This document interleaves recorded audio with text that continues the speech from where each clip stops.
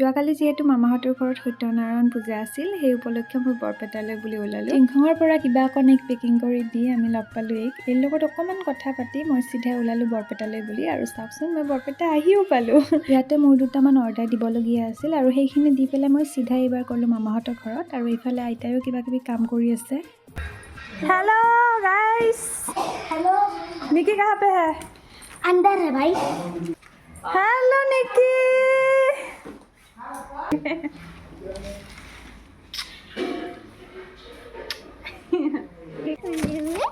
मोको दिया এটা চুম খাই খাব। মই খাম আৰু মই খাম দি।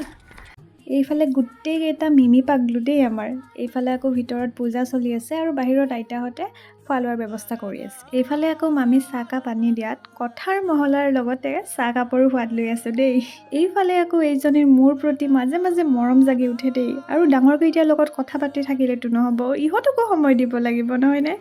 এইফালে ইহঁতৰ লগত লাগি থাকোঁতে প্ৰসাদো খালোঁ। প্ৰসাদ খোৱা শেষ নহওঁতে এইফালে মাতিলে নহয় খিচিৰি খাবলৈ। ইমানবোৰ যিহেতু আগতে খাই থৈছোঁৱে, এনেই নিয়ম মাত্ৰা অকণমান খালোঁ বাৰু, যি নহওক কিন্তু টেষ্টি হৈছিল দেই। আৰু গোটেইবোৰ লগত থাকিলে হাঁহি ধেমালিৰ মাজতে কেতিয়ানো জুকোৱা জুকি ষ্টাৰ্ট হৈ যায় ক'বই নোৱাৰি নহয়নে? বাৰু সিহঁতক বাই দি আমি আহিলোঁ এইবাৰ কুজিহঁতৰ ঘৰলৈ বুলি। গাইছ আমি আহিলোঁ মানে গান্ধীনগৰৰ ঘৰৰ পৰা এইবাৰ আহিলোঁ কুজিহঁতৰ ঘৰত।